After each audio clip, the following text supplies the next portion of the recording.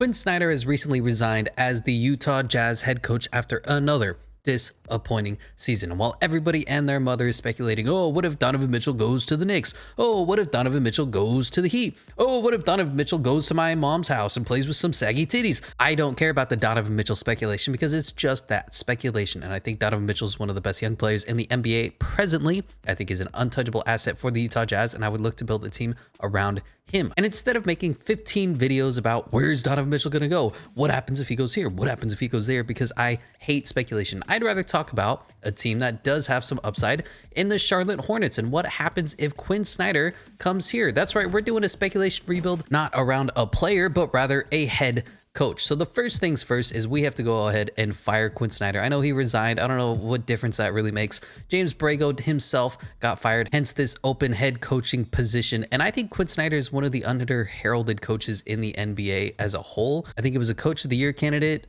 2 years ago when the Jazz were #1 in the Western Conference. And I think he's underappreciated as a head coach in today's NBA. That being said, he also has his issues. No stranger to having problems. What, do you want to ask for permission? No. Fuck you. No stranger to having his issues in the Utah Jazz. They've come up short repeatedly, year after year, season after season. And of course, he has some aspect to deal with that, as well as the entire team as roster constructed as they are. Now, there's another thing that I want to do, just because I want to make this kind of the perfect offseason for the Charlotte Hornets.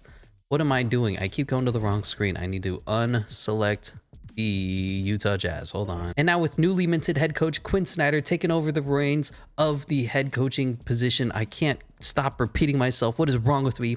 For the Charlotte Hornets, things are looking brighter, but there's one thing that they need. There's one thing that everybody has noticed is a huge red flag for this team. They don't have a big man. They were stuck with Cody Zeller for the longest time. Then they trotted out Miles Plumlee, who's basically the same quality player. But what they could use is a legit big man coming into this draft. There's a couple options. Jalen Duren, if he falls to them at 13 or 15.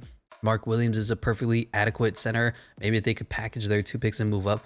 But why would you want to do that when you're in kind of a win now mode? You have Miles Bridges, who is a most improved player of the year candidate. You have LaMelo Ball, who is a stud in his own right. You just need to get a couple more pieces together and make sure they shine. So let's do a little bit of what Daryl Morey did here with James Harden, and we'll go out and actually trade for Rudy Gobert as well. I know he's an offensive zero. He's one of the worst offensive players in the history of basketball, but defensively, he's a stalwart. He's probably one of the top 5 defensive bigs in the history of basketball in his own right, and his contracts match up with a Gordon Hayward, who has been a liability, who has never been healthy for the Charlotte Hornets ever since he snapped his ankle in half. So to make this go through, we don't have a lot of contracts available.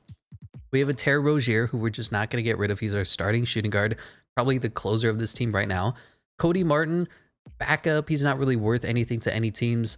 James Bouknight, it would be smart to include him in a trade for Rudy Gobert.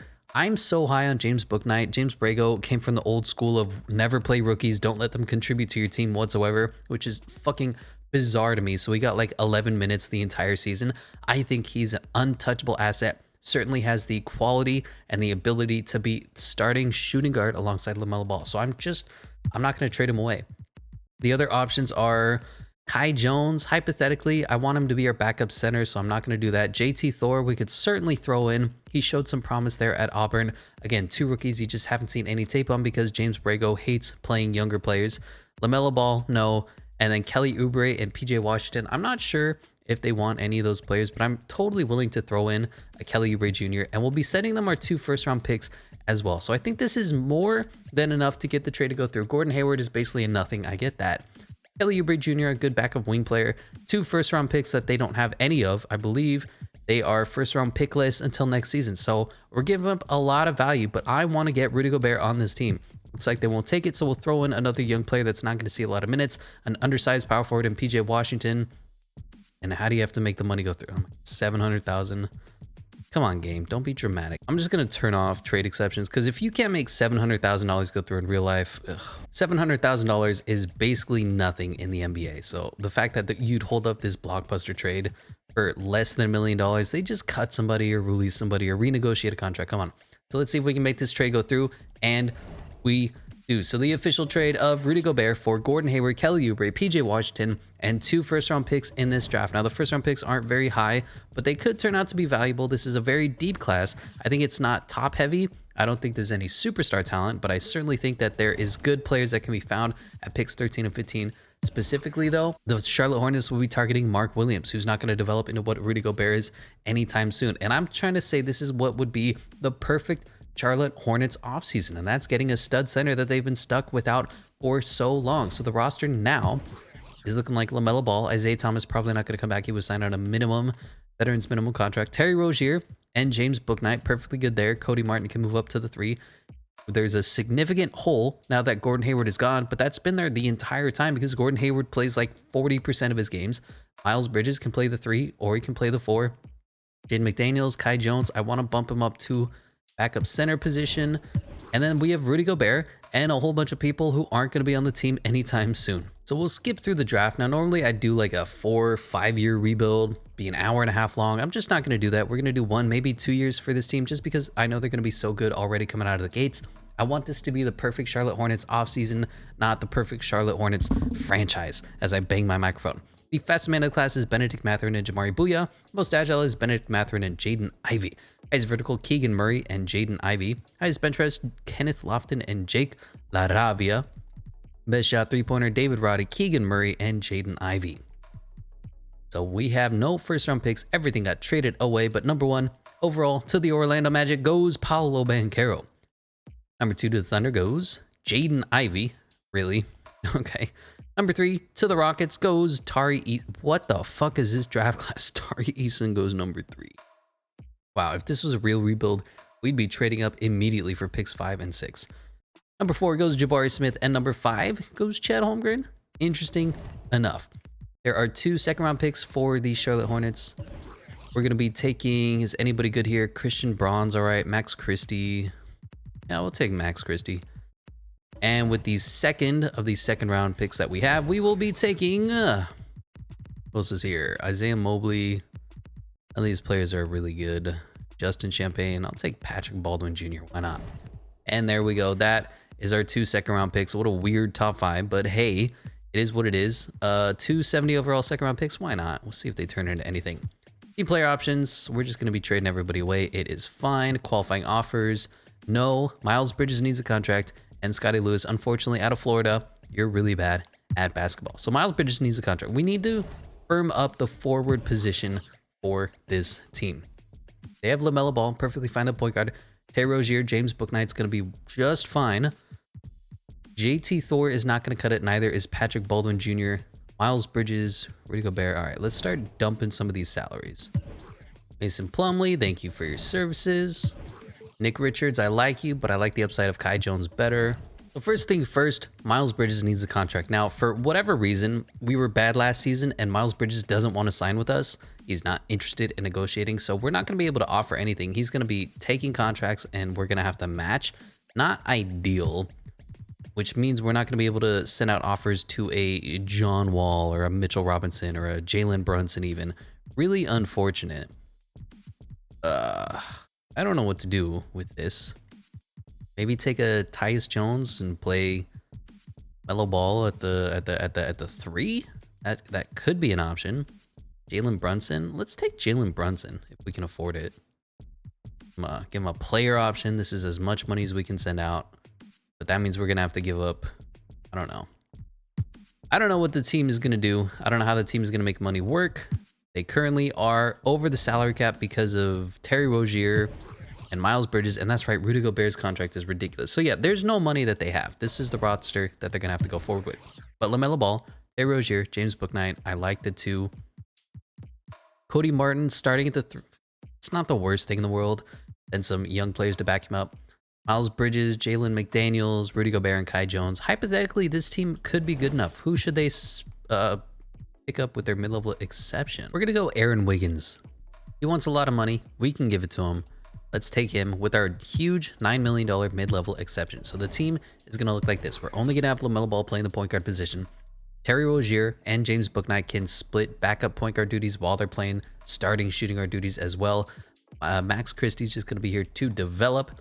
Small forward is going to be Cody Martin and Aaron Wiggins, JT Thor and Patrick Baldwin Jr. here for development. Miles Bridges is going to be at the 4 with Jalen McDaniels, and Rudy Gobert and Kai Jones is going to be at the 5. I'm not saying this was the perfect offseason for the Hornets, but it's certainly one that I could see being an overall net positive. You got rid of Gordon Hayward. You got your big man. You did have to give up on some of the younger players, some of the rookies that you were hoping to hit on. But I think you can certainly win with this top 5 and Quin Snyder being your head coach. LaMelo Ball, Terry Rozier, Cody Martin, Miles Bridges, and Rudy Gobert. Off the bench, James Bouknight going to be your 6th man. Aaron Wiggins going to be backing up Cody Martin, so he's not playing too many minutes.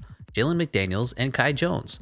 There's not a backup point guard, but the rest I'm really content with. I think this team has what it takes to compete. Preseason power rankings, the Hornets are not very good, as they never have been. 22nd for NBA.com. Eric Boner has them 23rd as well. And is there anything we could do to put them just a little bit over the top? Say, look at the coaching, look at the system proficiency, and none of this is good. It's fine. It doesn't matter. And we'll throw some untapped potentials too. Why not?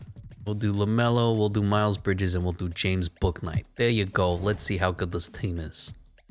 Here at the All-Star break is Team Luka and Team Giannis. On Team Luka is Steph Curry, Nikola Jokic, Jason Tatum, and Anthony Glass Davis. On the other side is LeBron James, Kevin Durant, Trae Young, and our boy LaMelo Ball starting. For the reserves is Kawhi Leonard, Kyrie Irving, Bradley Beal, Zion Williamson, Shai Gilgeous-Alexander making his first, Rudy Gobert, and DeAndre Ayton. So it looks like that has paid off, traded for Rudy Gobert. On the other side, James Harden, Damian Lillard, Jimmy Buckets, Karl Towns, John Morant, Joel Embiid, and Bam Adebayo. Now you look at the team, we are doing pretty good. Second only to the Zion Williamsons, who I'm actually going to nerf. I forget. Dropping Zion to an 85 actually feels really good. It makes this game almost fun. I might even nerf Luka Doncic too. And we're doing really well. If you look at it like that, we're the #1 team in the Eastern Conference. 38-17, 2.5 up on the Pacers. The Pacers? Okay. Leading the league in scoring is currently Luka Doncic because he's a glitch. God. Rebounds is our man Rudy Gobert. And assist is Trae Young, LaMelo Ball at 3. Steals is Jimmy Butler. Blocks is Rudy Gobert. And field percentages is Mitch. 3-point champion is Luka Doncic. No Hornets. And free throw champion is Bogdan Bogdanovic. Now, hypothetically, I could make a trade. I could say, all right, Aaron Wiggins and Cody Martin, you guys aren't cutting it. Let's package you and a whole bunch of rookies. I'm not going to do that for this season. I like the team as presently constructed. I think it's realistic. There's not that many blockbuster trades that go on in an NBA season, and we already traded for Rudy Gobert, so it makes too much sense as is. 3-point champion, LaMelo Ball is a god. Terry Rozier is doing good. Miles Bridges, not great. James Bouknight is having himself a very solid second season.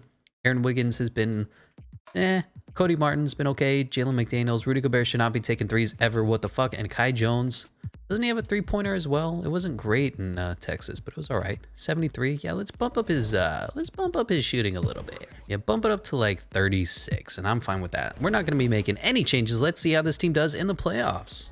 Luka Doncic still wins the MVP 37, 11, and 9. Jabari Smith, Rookie of the Year on the Kings. Imagine that, 14 and 6. Benjamin Simmons, 6th Man of the Year. Anthony Glass Davis is Defensive Player of the Year. Cody Martin, Most Improved. Really? Is it because he played 0, 0, and 0 last season? Pretty much, yeah. This is... it's dumb. But our boy, Quin Snyder, wins Coach of the Year, and we're the #1 team in the NBA. 96 overall offense, 89 overall defense, 93 overall total, 57 and 25, and that is apparently what I look like. Keith Wallace. All-NBA first team, LaMelo Ball made it. Absolutely great year from him. Second team, third team, nobody, but defensive first team. Second team is going to be our man, Rudy Gobert. No rookies. I don't think they got any minutes. It is okay. Not a bad season, not a bad first year with the new head coach and with the new center. LaMelo Ball led the way, 92 overall. Rudy Gobert, Miles Bridges came along for the ride as well. Really happy to see how this team performed with just a few small changes. Jesus, LaMelo Ball stat line, 29, 7, and 9. Terry Rozier, great second option, 18 points. Miles Bridges had a great year, 16 points. James Bouknight, I mean, have yourself a season, young fella. Rudy Gobert was 13 and 10. Aaron Wiggins, Cody Martin, basically you combine them, they're 14 points a game. I can live with that. Kai Jones, solid off the bench, 6 and 5. And Jalen McDaniels was good as well. Team stats, the Hornets were 3rd in scoring. Defensively, they were 4th. giving them an 8.3 point differential, tied for first with the Zion Williamsons. Field goal percentages, 6th. 3-point percentages, 8th. And free throw percentages, not too bad, even with Rudy Gobert being on the team. Scoring champion probably went to Luka. Let's be honest here, 37 points a game. Come on, LaMelo Ball at 6. Our rebounds is DeAndre Ayton just edging out Rudy Gobert by 0.1. And assist is Trae Young just edging out LaMelo Ball by 1. Steals is Jimmy Butler. Blocks is Rudy Gobert. And field goal percentage is Zion Williamson. 3-point champion is Steph Curry. LaMelo Ball at 8. Free throw champion is Emmanuel Quickly. No Hornets. But here we are taking on the New York Knicks. Derrick Rose, Emmanuel Quickly, RJ Barrett, Julius Randle, Mitchell Robinson. They didn't make any changes. Their team is still a struggling, meandering, probably a 500 team, right? Yeah, 42-40. But this is the Hornets. Are they going to... First of all, they made it out of the play-in tournament. They made it to the first round. And now being the number 1 seed, it looks highly likely that they will make it to the second round with Rudy Gobert being the starting center. I like it. Taking on the Pacers, who are inexplicably good for a lot of the season. Tyrese Halliburton's good, don't get me wrong. Malcolm Brogdon. TJ Warren is even playing. Keegan Murray is a very low upside player. Miles Turner, Jalen Smith, Chris Duarte, Isaiah Jackson. They're like B across the board, really good, but there's no top end talent, and that's what wins championships, my friend. 2-1, 3-1, and with one quick change, the Charlotte Hornets are taking on Trae Young to see who represents the East in the finals. Have yourself a season. To look at the roster, Trae Young, LaMelo Ball. It's a push in the overalls, but I would certainly take LaMelo Ball. He would just post up Trae Young every single time. Kevin Huerter versus Terry Rozier. I mean, come on. DeAndre Hunter, Cody Martin. You certainly have us there. John Collins, Miles Bridges. That's a push. And Clint Capella and Rudy Gobert. Very similar, very comparable teams, but I think the Hornets are better. 1-1, up 2-1, 2-2. Really big game 5 here in Charlotte to see who goes up with a commanding 3-2 lead. Losing in the first quarter, losing in the second, going into the third with a huge deficit. 10, 15 points. If they make it up in the fourth, we'll hop in, but it looks like there isn't going to be a magical, miraculous comeback down by 19, and that is all she wrote. Okay. Who popped off? It was just Trae Young, right? Being incredible. That's fair.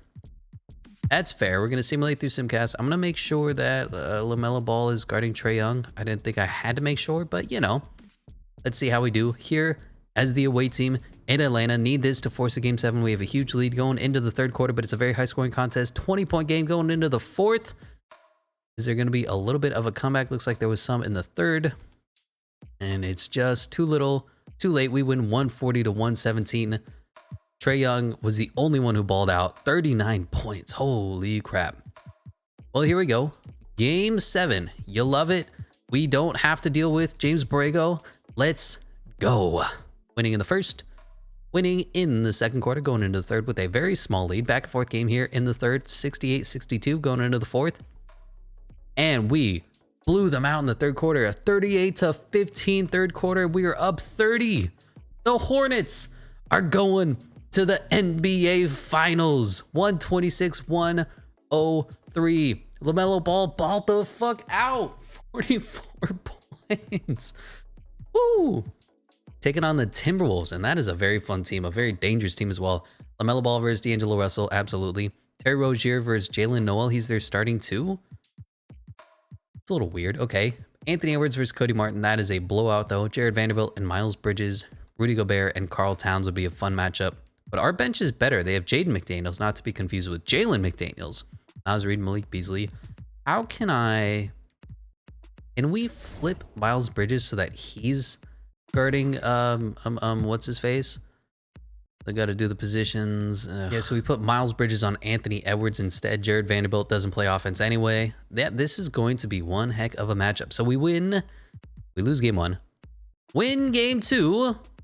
Win game 3. Have a 2-1 lead and 3-1 with just one simple dimple easy trade. It looks like the Hornets are one game away from winning their first ever championship, absolutely blowing out the Timberwolves. Look at this scoreboard.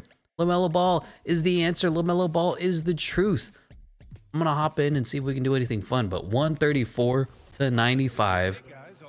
What an absolute scoreboard. Do I need to put in the starters? Probably. Starters, presets. And it's probably not going to work either.